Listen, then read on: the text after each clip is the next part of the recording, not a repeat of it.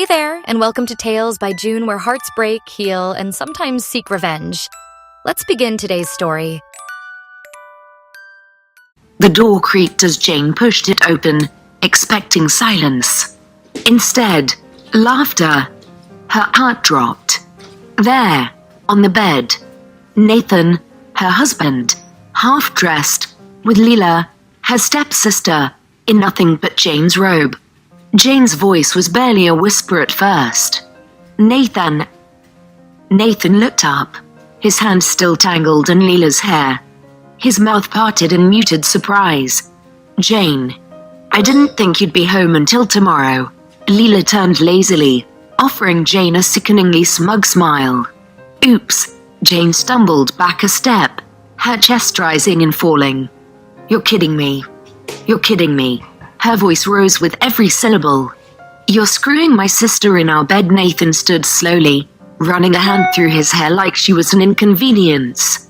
"Let's just talk about this." "Calm down. Don't you dare," Jane hissed. "Don't try to gaslight me right now." Leela tilted her head. "It's not gaslighting if it's true." Jane turned on her. "You're disgusting, and you're oblivious," Leela replied, crossing her arms. "Everyone saw it, Jane. The distance. The coldness. You were more in love with your career than your husband." Jane looked at Nathan, her voice breaking. "Is that true? Is that what you told her? That I drove you to this?" Nathan didn't meet her eyes. "You changed, Jane. Ever since you took over that board seat. You stopped being present. You stopped being us. So instead of talking to me," Jane snapped, "you climbed into bed with the one person you knew would hurt me most." "I didn't plan this," he said, sounding tired. "It just happened." Leela laughed. "Oh, come on. Let's not insult her intelligence. It's been going on for months." Jane clenched her fists. "You're both dead to me." She turned and ran. The pain in her chest was unbearable, but it was nothing compared to what was waiting downstairs. Jane burst into her father's study, her eyes wild with betrayal. Richard Harper, a powerful man in a tailored grey suit, stood from behind his oak desk. "Jane," he said, concerned. "What happened?" "Dad." Her voice cracked. "I caught Nathan." "With Leela?" Richard's face twisted. "I beg your pardon. In our bedroom. Your stepdaughter." "I walked in on them." Before Richard could reply, Victoria glided into the room, every movement measured and polished. "I was wondering when this would happen," she said calmly, walking to Richard's side.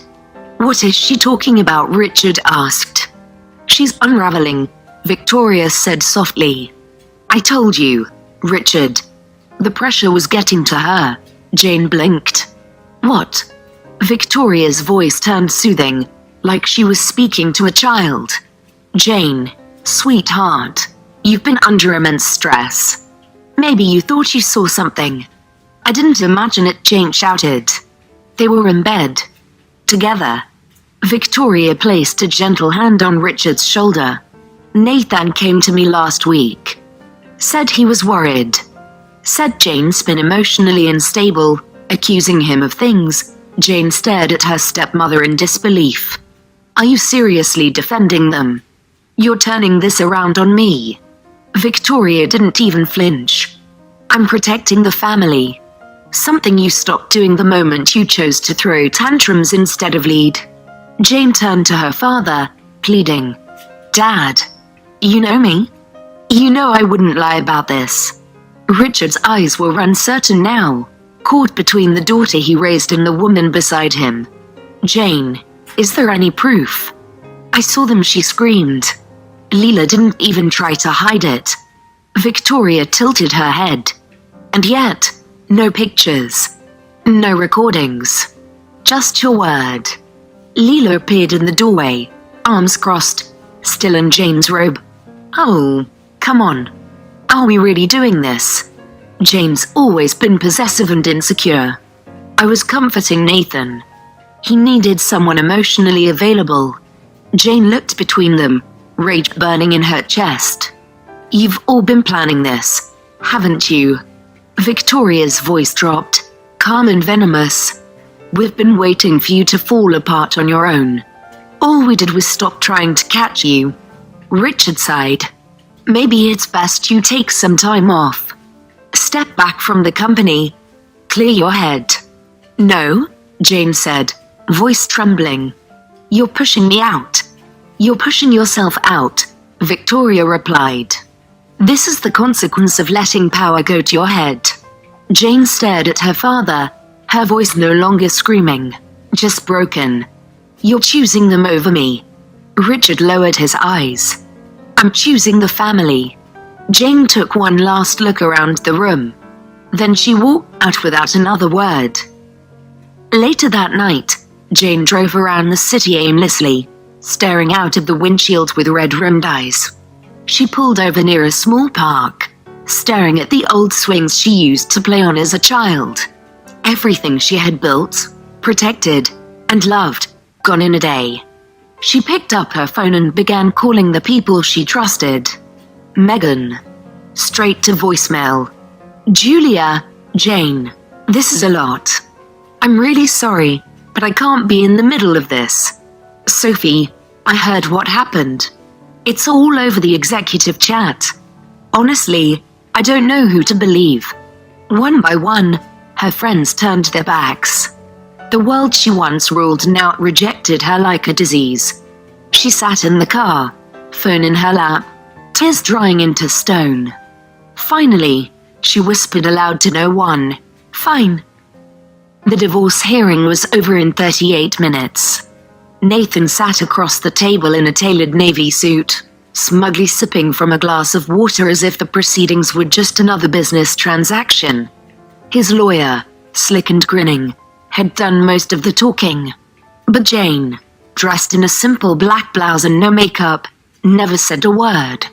She didn't need to. Her silence was power. Her signature on the final document was a bullet. The judge's voice echoed in the courtroom, but all Jane heard was her own heartbeat. When the gavel fell, it was not just the end of a marriage. It was the final fracture in a life carefully constructed on lies. Nathan rose, straightened his cuffs, and leaned toward her with a poisonous smile. "You'll regret letting this go so easily," he murmured. Jane didn't even look at him. "You already do. Nathan," she whispered. "You just don't know it yet." Later that evening, Jane returned to the Harper estate for one final confrontation. The house, once her sanctuary, now reeked of betrayal. Her footsteps echoed through the marble hallway as she approached the family sitting room, where they were all waiting like a grotesque painting of privilege and poison. Victoria, perched elegantly with a wine glass in hand. Leela lounging on the armrest like a cat who had eaten the canary. Adam scrolling through his phone without care. And at the center of it all, her father, Richard Harper, sitting in his favorite leather chair like a king unaware he had already lost his crown. "I signed the divorce papers," Jane announced, her voice low and controlled. "It's done." Richard barely looked up. "Good. It's time you stopped clinging to a failed relationship." "I came to tell you this in person," she said, stepping closer, the weight of her words rising like a tide, "because after today, I'm done with all of you." Victoria raised a brow.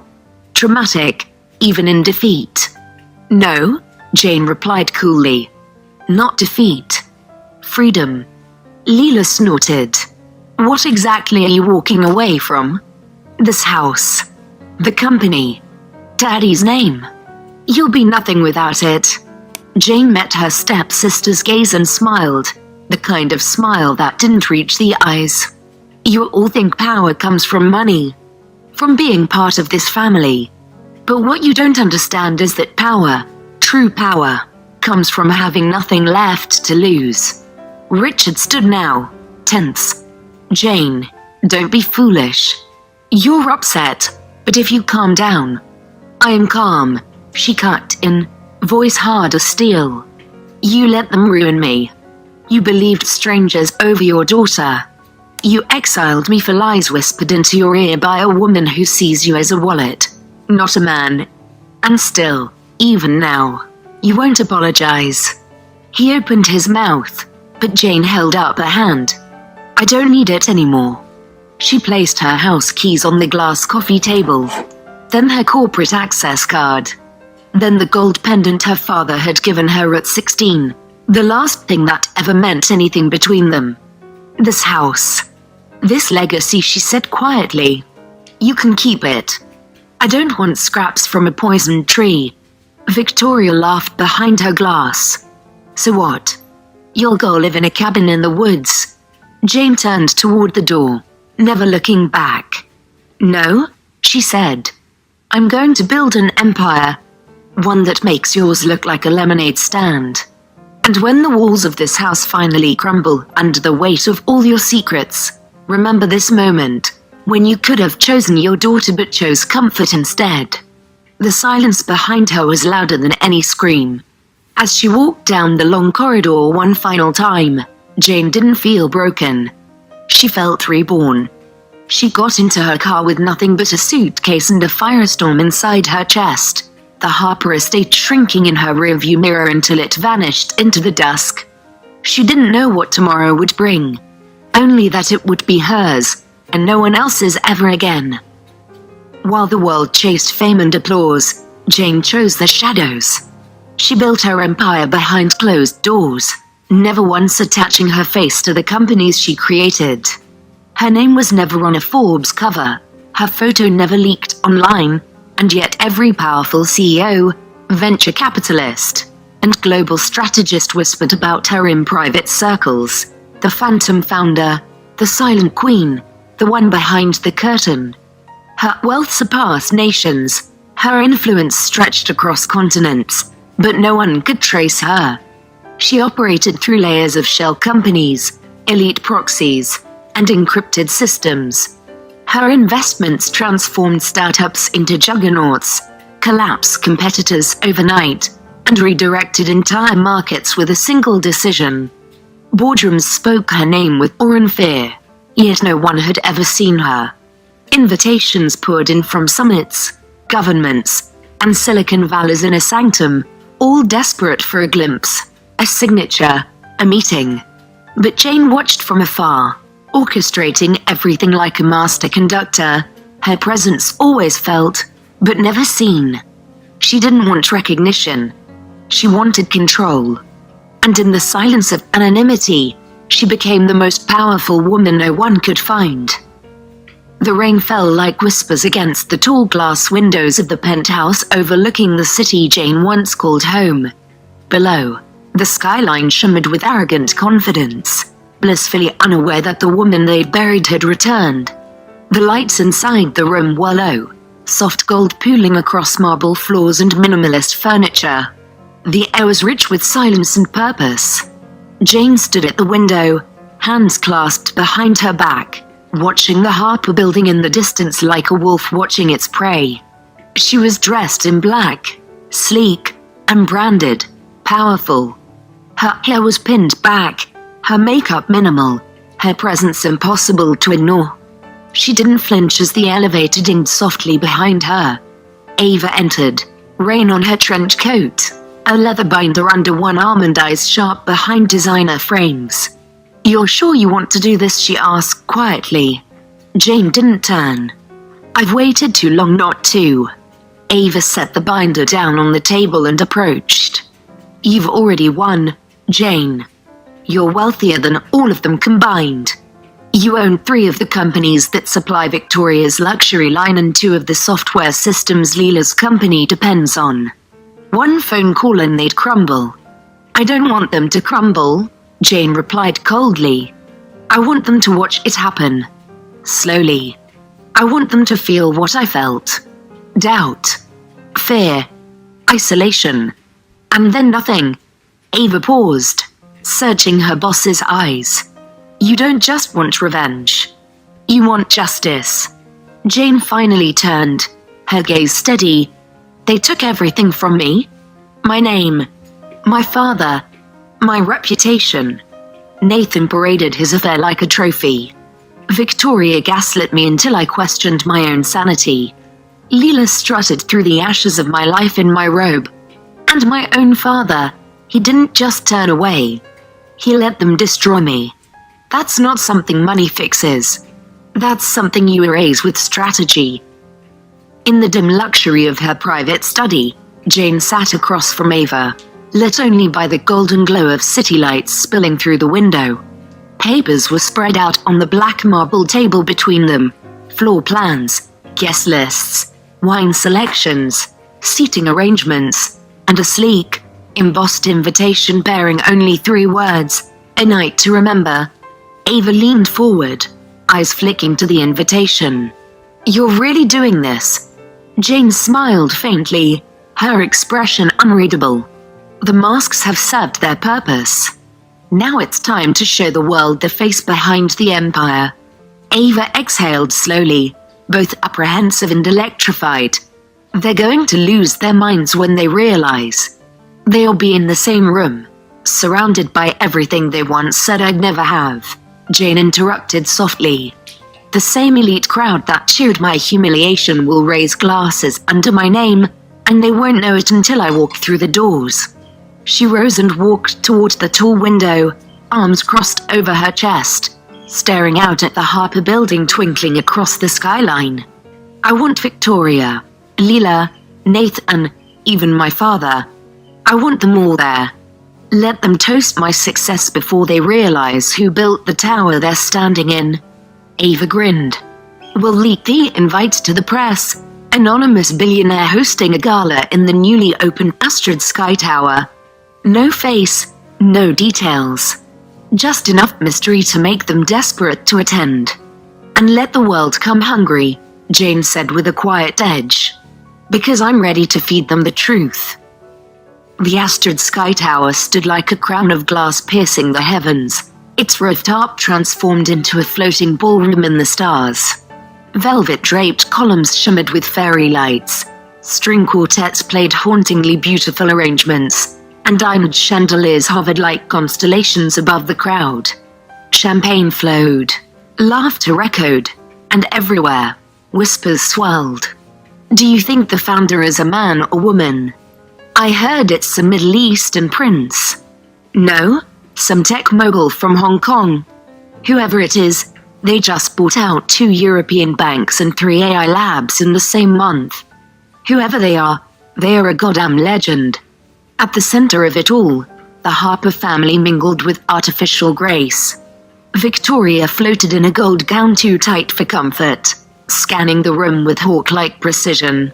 "Where's the host?" "I want to offer a personal introduction. Harper Industries would have been a perfect strategic partner." Leela, half drunk, adjusted her champagne flute. "I bet it's someone old and boring, but rich. God, I'd marry him on the spot." Adam scrolled through his phone. Still no photo. It's like they don't even exist. Nathan, perfectly tailored and shallow as ever, sipped his whiskey. "They'll show. People like that love the drama." From across the room, Jane's former friends huddled in cocktail dresses and smug gossip. "Whoever this founder is, imagine being in their inner circle," one said. Another scoffed. "I'd sell my soul to work under someone that powerful." And then, the music stopped. The lights dimmed. A single, dramatic beam illuminated the grand staircase of the Astrid Sky Tower's rooftop ballroom. Every eye turned. Jane descended, dressed in an obsidian velvet gown that shimmered like ink in moonlight. Her presence was a paradox of silence and thunder. Her heels struck the marble like a countdown. Her diamond cuff glinted with quiet threat. And though no one had seen her in years, every face in the room knew, without needing to be told, who she was. Gasps rippled. Forks froze mid-bite. Victoria Harper's expression curdled in shock. Leela nearly dropped her champagne. Nathan looked like he'd seen a ghost wrapped in gold. Jane approached the center stage with poise that made the chandeliers seem shy. The young host, breathless and starstruck, stepped forward and offered the mic with trembling hands. She took it like it had always belonged to her. The room held its breath. She let them. Then, with a small, wicked smile, "I'm sure many of you are wondering who funded this tower. Who's been signing the checks behind companies you've scrambled to partner with? Who's responsible for the mergers that made headlines and the buyouts that made enemies?" She looked across the sea of powerful people, their eyes hungry for answers. "Well," she said, voice smooth like silk hiding a blade, "you've been dining off my plate for years. I just decided to finally come to the table." A few nervous chuckles. She let the silence hang again before continuing. "My name is Jane. No last name needed anymore. You've all seen it on the contracts, the trademarks, the headlines. But never on stage until now." She walked a slow circle around the mic stand, addressing the entire room. "The Astrid Empire is mine. From luxury fashion and logistics to clean tech, AI, and media, I built it. I funded it. And I decide who gets to sit at the table." She raised a brow with a mock thoughtful expression. "I don't work with people who lie. I don't hire people who think cruelty is strategy. And I certainly don't reward mediocrity dressed in designer clothes and daddy's money." Her eyes flicked, briefly, wickedly, toward Victoria and Leela. They visibly stiffened. "I'm not interested in flattery, flings, or fragile Legos. What I am interested in," she continued, her voice rising with delicious finality, "are innovators, disruptors, risk-takers, and the ones who got their hands dirty instead of their knees." Gasps, laughter, a few choked coughs. She smiled wider. "If that offends you, you're probably not the type I'm looking for." A ripple of sharp, delighted applause followed. "I built my empire in silence," she said, raising her glass. "But tonight, I'm letting the world hear the sound it makes when a woman arrives on her own terms." She stepped back from the mic and raised her glass higher, to the future. "Mine, specifically." And with that, Jane turned, descending into the sea of stunned faces, as conversations burst like sparks behind her. Some applauded out of awe, others out of fear, a few out of sheer desperation to now be in her good graces. Her family remained still. Statues. Pale. Speechless. And Jane. She smiled. Because this time, they were the ones watching from the outside. The Harper Mansion, once a symbol of prestige, now felt hollow. Shadows clung to the ornate moldings like dust left behind by legacy. The air was thick with tension, and though the chandeliers still glittered above the long mahogany dining table, the family seated beneath them was quiet, stunned, broken in places they didn't yet understand. Victoria sat stiffly at the head of the table, her wine untouched, lips pursed in denial. Leela leaned against the velvet arm of a chair, scrolling through social media in disbelief. It's everywhere. Her speech, her face, she's on every headline. She was nobody, Victoria snapped, shattering the silence. She was pathetic. A girl with stars in her eyes and dirt under her nails. How the hell did she do this? Adam swallowed hard. She played everyone, including us. She was never this smart, Leela muttered. She was nice. That was your first mistake, came a bitter voice from the corner. It was Richard Harper. He stood with a glass of bourbon, staring at the fireplace, though no fire burned. Just ashes.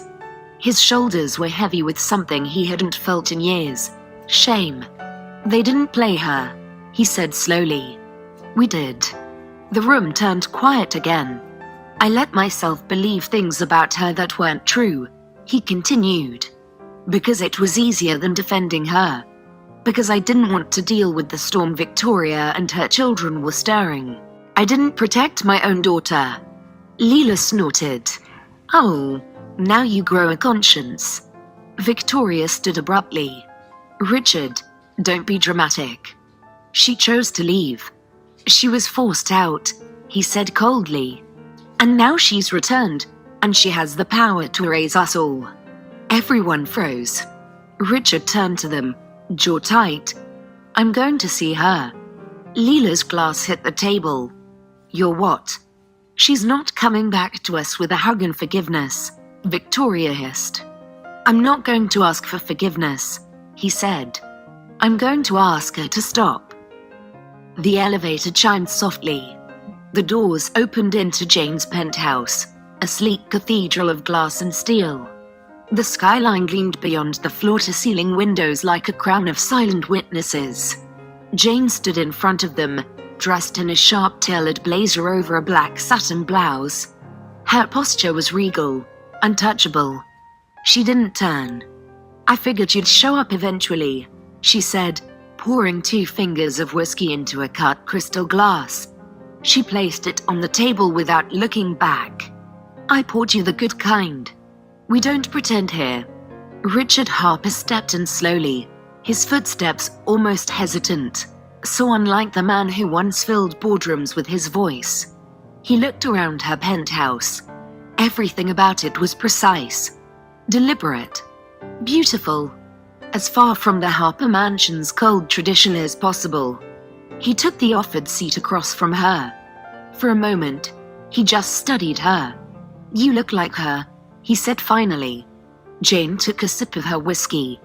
Mother would have burned that house to the ground if she lived to see what you turned it into. Richard flinched. I deserve that. Good. Then we can skip the pleasantries. There was a beat of silence. I came to ask you to stop, Richard said quietly.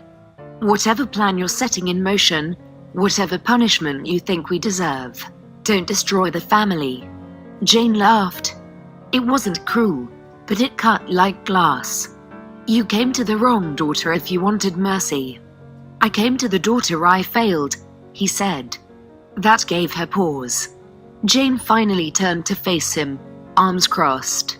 So, what now? He looked at her for a long moment. I came to talk. Not as your father, but as the man who failed you. Jane arched a brow, her expression unreadable. That's a bold confession coming from a Harper. I didn't know, he said, voice low. Not at first. She tilted her head, mildly curious. Didn't know what? The extent of it, he admitted, his voice cracking slightly. What they did to you. Leela. Victoria. Nathan. I only pieced it together over time. After you left, Jane's expression didn't soften. You were the one person who should have asked, who should have seen. I saw what I was allowed to see, he said bitterly. Victoria was clever, Leela manipulative, and Nathan, he was the perfect son-in-law on paper. You were emotional, distraught. I thought you were overreacting. That's how they framed it. Isn't it? Jane's voice was cool. A dramatic little girl who couldn't handle competition. A wife too paranoid to trust her husband. Richard flinched. Yes? Convenient narrative, she said. And you swallowed it whole. He ran a hand through his graying hair. I didn't just believe them. I defended them. I thought I was protecting the family, holding it together. You weren't protecting the family, Jane snapped. You were protecting your fantasy of one. Silence stretched between them, heavy and bitter. Richard leaned forward, elbows on his knees. By the time I realized the truth, it was too late. You were gone, and I told myself you'd be fine. That you were strong, that maybe you'd come back. Jane exhaled slowly. I did come back. I just came back stronger than you can stomach. He looked up at her, guilt scrawled across every line of his face. I came to ask you to stop. Jane narrowed her eyes. Stop what?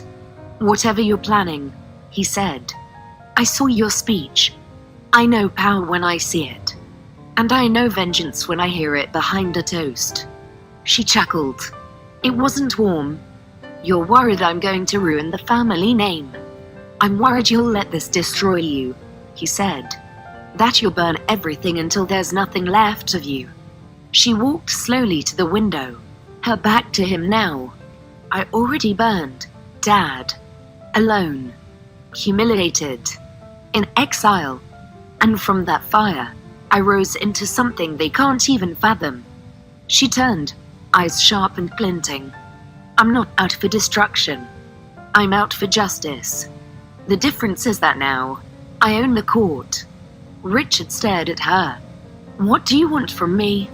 Jane's voice was calm. The truth. Publicly. On record. Say what you know. Admit what they did. Name them. And then walk away. Don't ask me to forgive, or forget, or come back to the house where I was betrayed. Richard stared at the drink, then up at her. You really don't need me anymore, do you? Jane's voice was soft, but final. I needed you then. I don't now. He rose slowly, voice almost a whisper. You remind me of your mother. Fierce, untouchable. Jane turned, the city behind her like a crown. No? I remind you of the version of her you couldn't control. The door opened, and Richard Harper walked out into the quiet hallway, knowing the empire he once ruled now bowed to the daughter he abandoned. Jane stood alone in her fortress, framed by the city she ruled, and she didn't feel regret. She felt ready. The city was soaked in silver rain. Lightning forked silently across the skyline, illuminating the world from Jane's penthouse office, perched like a queen's throne above the empire she'd built brick by invisible brick. Inside, the lights were dim, save for the soft, bluish glow of her control wall, a vast array of screens displaying stock tickers, social feeds, internal emails, satellite footage, and surveillance logs. It was the kind of command center built not just for power, but for war. Jane stood at the window, one hand wrapped around a glass of aged scotch, the other buried deep in the pocket of her sleek black slacks. Her reflection stared back at her, sharp jawline, colder eyes, red lips unmoved. Behind her, Ava stood with a digital tablet and the quiet fire in her gaze. You sure you want to start with him? Ava asked carefully. Jane didn't turn. Of all of them, Nathan was the first cut, the one that bled the longest. A beat of silence passed. I want him to feel what it's like to lose his name, his money, and his illusions, all in the same breath. Ava nodded and tapped the tablet. The screen changed to a dossier on Nathan Caldwell. His company, Caldwell Ventures, was sleek, fragile, and addicted to investor praise. The numbers told the truth Jane had been waiting for. He's leveraged, Ava said. Hard. Too many silent investors, too little cash flow. And his biggest project, Veritech, is about to be audited. Jane's smile was razor-thin. Then we tipped the scale. Who's their chief financial officer now? Ben Hollingsworth, Ava replied. You remember him? Ex-Harvard, squeaky clean reputation. But his brother runs an off-the-books crypto operation on the side. Jane turned finally. Her interest peaked. Everyone's got a crack in their armor. Want us to leak it? No, Jane said, walking toward the center screen. She enlarged the Veritech project and stared at it like a hunter sizing up prey.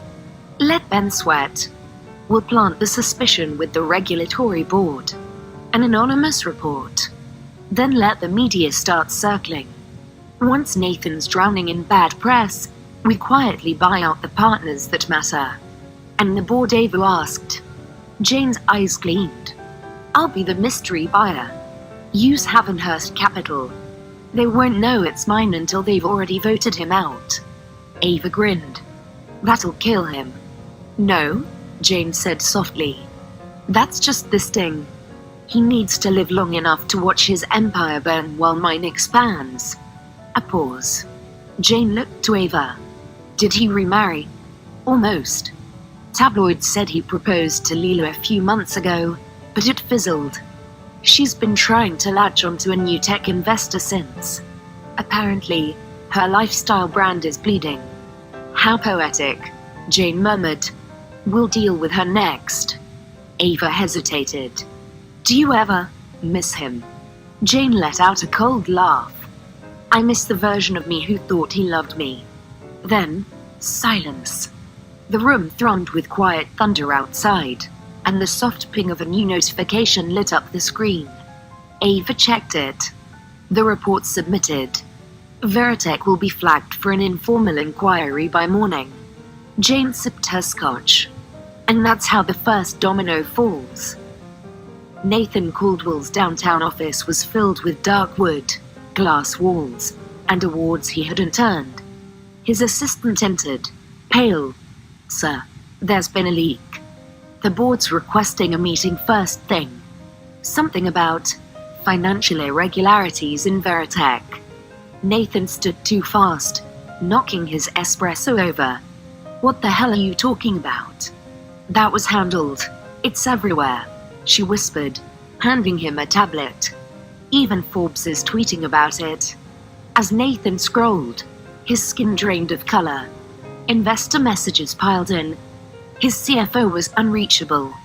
Half the board had already booked emergency calls. He slumped back into his leather chair, then paused. On his screen, embedded in a tech gossip blog, was a quote from an anonymous source. He built a kingdom on sand. I simply whispered to the tide. No name. But he knew that voice. He whispered it aloud, with dread curling in his throat. Jane.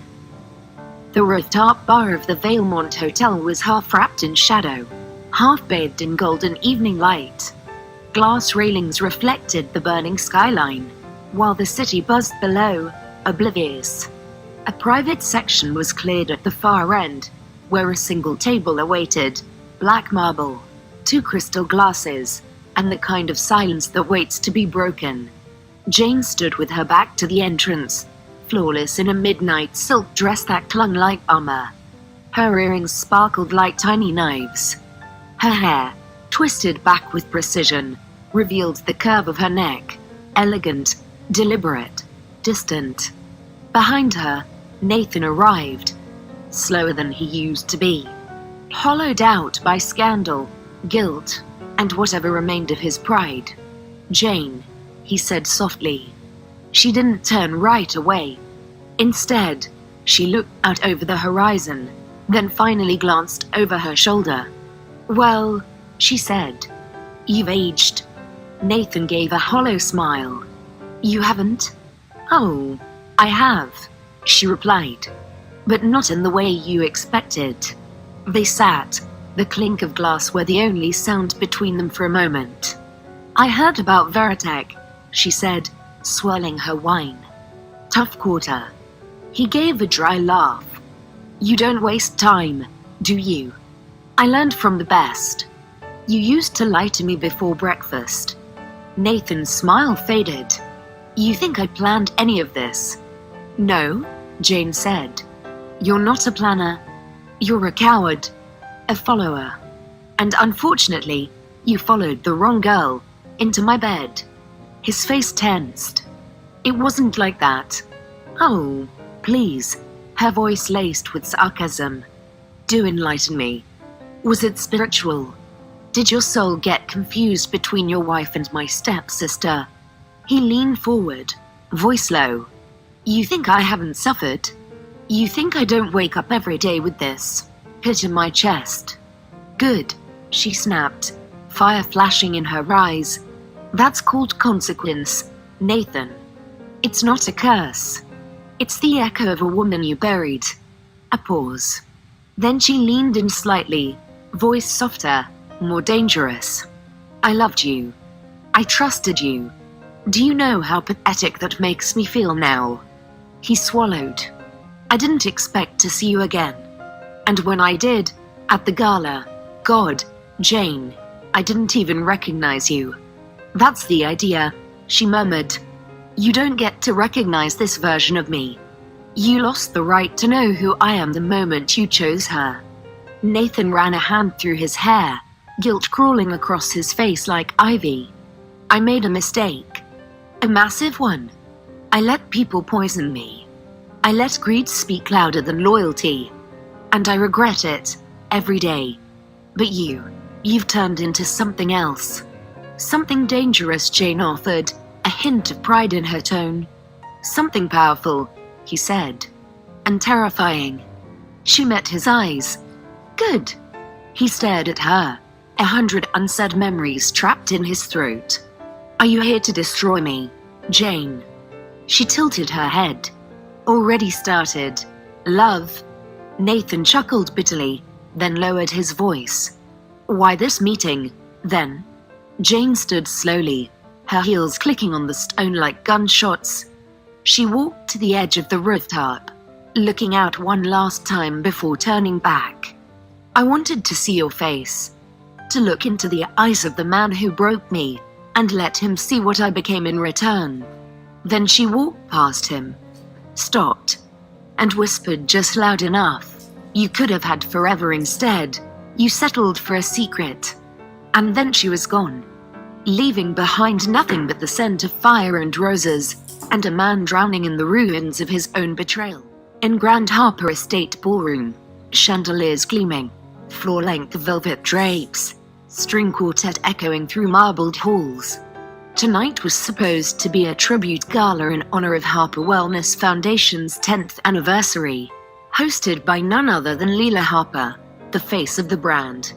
The room pulsed with high society, influencers, investors, family friends, media, all dressed in opulence. But in a private glass-walled room above the main hall, a large screen flickered to life as the lights dimmed. Leela took center stage in a champagne gold gown, clutching her mic with a trained smile. Tonight, she began, is a celebration of everything we've built. Beauty, purpose, and healing. The screen behind her glitched, then flickered again. And then, the first video played. A shaky cell phone recording, Leela screaming at her assistant backstage, "If you post that angle again, I swear I'll ruin you." A financial audit document splashed across the screen. Wellness funds redirected into luxury accounts under Harper Lifestyles LLC. A leaked recording, Leela mocking cancer patients during a healing retreat dry run. A blurred-out bedroom photo, Leela with a married city official, his face pixelated, but his voice unmistakable in a moaning voice note. Gasps rose like a crashing wave through the crowd. Then, cut to a hidden interview with her former assistant, redacted voice and face. She fakes every charity effort. Even the animal rescues are staged. And the supplements. Most of them aren't FDA approved. She just rebrands powders and hires influencers to lie. Leela froze. Her smile dropped like glass. Her hands trembled. Then her voice cracked. This is fake. This is slander. This is... Who let this happen? Chaos broke out in the room. Phones up. Flashes firing. Whispers turning into roars. Victoria Harper, elegantly dressed, rose from her seat. Her face pale, her voice cold. What is all this, Leela? I don't know. I didn't authorize any of... Tell me this isn't you, Victoria hissed. Tell me you didn't use Harper Foundation money for Botox, private jets, and affairs. Richard Harper stood beside her, silent but seething. Leela turned to her father. Dad, I swear, this is some kind of setup. Jane stepped forward, dressed in a striking obsidian gown, diamond cuff glinting under the lights. Her presence was thunderous. Every head turned. Her heels clicked slowly across the polished floor. Hello, Leela, she said softly. Leela's face drained. You? Quite the gathering, Jane said, her voice velvety, full of icy amusement. All your fans, your investors, your parents. The perfect place for a truth reveal, don't you think? You did this, Leela spat, shaking. You psycho? Oh, I merely showed the world what you were hiding. I didn't invent any of it. She turned to the crowd. Everything on that screen. Public record. Sourced, verified, and delivered anonymously. Victoria snapped, "Jane, how dare you humiliate this family?" Jane turned to her stepmother with a slow, dangerous smile. "Humiliation requires dignity to begin with. Something none of you ever had. You're bitter," Leela whispered, shaking, mascara running. "You're jealous. You've always wanted to be me." Jane stepped closer. "No, darling.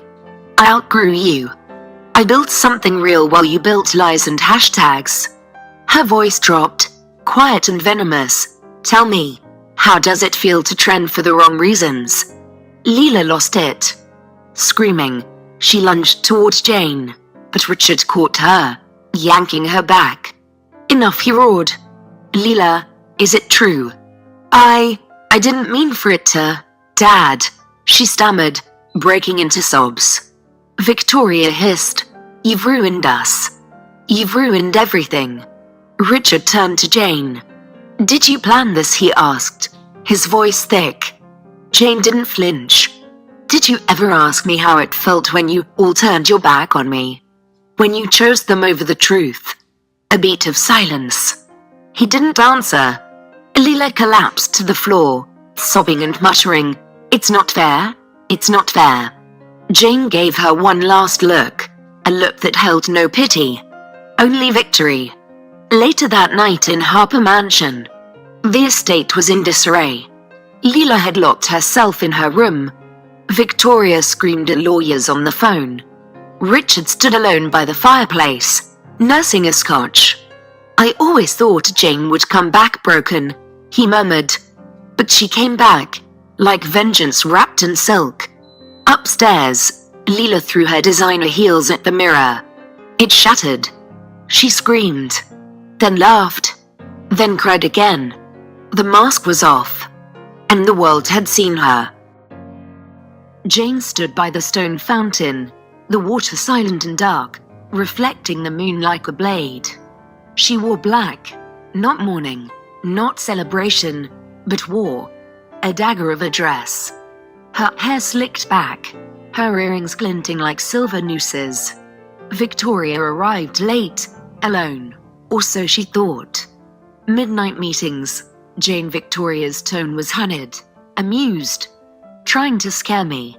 "No," Jane replied coldly. "Just wanted the moon to see your face when this ends." Victoria smirked. "You've won your little revenge game. What more do you want?" "I want the truth," Jane said. "I want my mother's voice to finally echo louder than your lies." Victoria's smile faltered. "Excuse me." "I know," Jane said, stepping forward. "The car crash? The one everyone called an accident. But you knew she'd discovered something, didn't you? Something about Harper finances. Something about you." Victoria's face hardened. "You're treading dangerous ground." "Am I?" Jane replied. "You paid a man to tamper with the brakes. You staged it as an accident on the hillside road." A pause. The wind stilled. Then, coldly, Victoria hissed, "You were just a child. You don't remember what she was becoming. She was weak, broken. She didn't belong in our world." Jane's eyes shone with unshed fire. She was kind and honest. That's why she didn't belong. And that's why you killed her. Victoria's voice dropped to a hiss. "I made this family." "No," Jane said, stepping closer. "You poisoned it." At that moment, the surrounding hedges rustled. Several figures in dark suits emerged. 2 federal agents.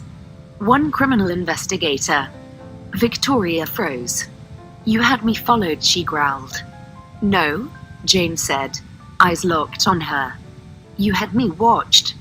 You tried to have me killed last week. Remember?" Victoria paled. "I let you think I didn't know. That's when you slipped," Jane said. "You called your fixer. Asked him to stage another accident. but he was already turned. From the shadows, the fixer stepped out, escorted by 2 agents. "You lying rat," Victoria screamed. Jane's voice sliced through the chaos. "You killed my mother. You tried to kill me. You lied, manipulated, and corrupted everyone around you. And now, you'll rot in the light you were so desperate to avoid." Victoria lunged toward Jane, but the agents restrained her. Her lipstick smeared, her hair falling from its perfect updo. She looked less like a queen and more like the monster beneath the mask. And then Richard stepped from the shadows. His face was unreadable. "Tell me it's not true," he whispered. Victoria tried. She opened her mouth, but the words never came. "Just silence." "I defended you," he said. "I believed you. I helped destroy my own daughter because of you." She looked at him, a flicker of something vulnerable in her eyes. "You needed me." "No," he said. "I needed the truth. And you buried it with my wife." The courtroom was packed. Cameras, reporters, murmurs like thunderclouds overhead. Victoria Harper versus the people. Charges: conspiracy to commit murder, attempted murder, fraud, tampering with federal funds, obstruction of justice. Jane sat beside her legal team, impassive. The cold, elegant storm. The prosecution revealed the financial records, the tampering confession, and a sealed letter from Jane's mother, found in the Harper estate archives. "If something happens to me, Jane must never be left with Victoria." It was the final nail. When the verdict came, the judge's voice boomed like a gavel through time. Guilty on all counts. In an orange jumpsuit, Victoria was walked through the courthouse tunnel, handcuffed, surrounded by press. Flashes. Screams. Her name shouted like a curse. But Jane stood outside the courthouse, calm, watching. As Victoria passed, their eyes locked. "You'll die alone," Victoria hissed. "I already did," Jane replied. "The day you killed her." And then she turned and walked away. In the distance, thunder cracked. Not from a storm, but from justice, finally crashing down. Jane didn't look back. The empire she built no longer needed revenge. It had made room for peace. The glass panels of the greenhouse glowed gold with the setting sun. Dust danced in the warm air like silent ghosts. Ivy crept along the beams, long forgotten, and a broken watering can lay rusting beside a dry pot of roses. Jane stood near the old wooden workbench, her fingers tracing a carving in the wood, her name etched long ago by her mother's hand. Footsteps approached from behind. She didn't turn. "Didn't think you'd ever come back here," Richard said, his voice low, aged by years of silence. Jane remained quiet for a long moment. Then, "She loved this place," she murmured. "Said plants don't lie. They wilt when something's wrong." Richard moved closer, but not too close. The space between them was thick with memory. "I was a coward," he said quietly. "That's what I came to say. Not an excuse. Just the truth." Jane finally turned to face him. He looked older now. Not just in age, but in soul. The confident Harper patriarch was gone. What stood before her was a man hollowed by regret. "You didn't believe me," she said. "Not about Nathan. Not about Leela. Not about her." "I know," he replied, looking down. "I let Victoria whisper poison into my ear. She knew how to manipulate perception, how to make truth seem like rebellion. And I let her." "You let her erase Mom," Jane said. Her voice cracked, just slightly. "You watched her rewrite history." "I thought I was protecting our family," he said. "But I see now. I was protecting the lie." A long silence. Then Jane's voice dropped into a sharper register. "Do you know what the worst part was?" she said. "It wasn't the betrayal. It wasn't being abandoned. It was being made to feel crazy for seeing the truth. Richard swallowed hard. You were never crazy. You were right. I needed my father, she whispered. And he wasn't there. His eyes welled. I see you now, he said. Not as the daughter I failed to mold, but the woman you've become. Powerful, unbreakable, everything your mother dreamed you'd be. She looked at him, guarded. Is this a plea for forgiveness? No, Richard said, shaking his head. This is a plea for understanding. I won't ask you to erase the past, but I hope one day you'll let me be part of the future. Another silence. Then Jane turned back to the carving on the bench. She used to say I had her heart, Jane whispered. You do, Richard said. And her fire. God help anyone who stands in your way. She smiled faintly, tears threatening. I'm not angry anymore, Jane said. But I'll never need this place again. Not the house. Not the legacy. That all burned the day she died. Richard nodded slowly. Then let it burn. And from those ashes, build your own name. He turned to leave. But before he reached the door, Jane said softly, You still have time, Dad, to become the man she once loved. If you want to. He paused, then nodded. And then he walked into the fading sunlight. Jane remained behind, her fingers still on her mother's name in the wood, no longer a wound, but a mark that would never fade. The sky was painted in soft hues of lavender and gold. The city below slowly stirred to life, unaware that high above them, something beautiful was about to begin. Jane stood at the crest of the hill, where the grass bowed in the wind like it, too, remembered. Before her stood a gleaming building of glass, stone, and warmth, the Eloise Foundation for Women and Truth. Not a tower of steel, but a sanctuary of growth. Greenhouses on every floor, rooftop gardens, walls lined with books and light. It looked like a place built by someone who knew pain and chose to grow something from it. The grand opening was set for later that day, but Jane had come early, before the cameras and speeches. She carried a single lily. She walked past the fountain etched with her mother's words, plant the truth, and even through concrete, it will find the sun. Just beyond the fountain was a small memorial garden, private, serene. There, beneath the cherry blossom tree in bloom, lay a simple stone. Eloise Harper, the heart never lies. Jane knelt and placed the lily down. It's done, Mom, she whispered, her voice soft. The empire, the reckoning, the truth. I carried it all the way through, just like you would have. She brushed her fingers across the name. I thought revenge would be the end of it. But it wasn't. It was only the middle. The end, the real end, is this. Creating something that heals the world you were stolen from. She paused, eyes glistening. I wish you could see it. All the women who walk through those doors. The stories will save. The lies will untangle. I'm not the girl who begged for love anymore. I'm the woman who rewrote her story. A breeze passed gently through the trees. A few petals fell like blessings. Jane stood, a quiet strength in her spine. From the distance, she could see people arriving, her board members, women from shelters, survivors of corruption and abuse, all dressed in light, all waiting to enter a place that had been built by one woman's pain and another's promise. And as Jane walked toward them, no longer hidden, no longer hunted, she didn't carry grief like armor anymore. She carried it like a torch. The foundation's doors opened, and through them walked not a girl who had been broken, but a woman who had bloomed,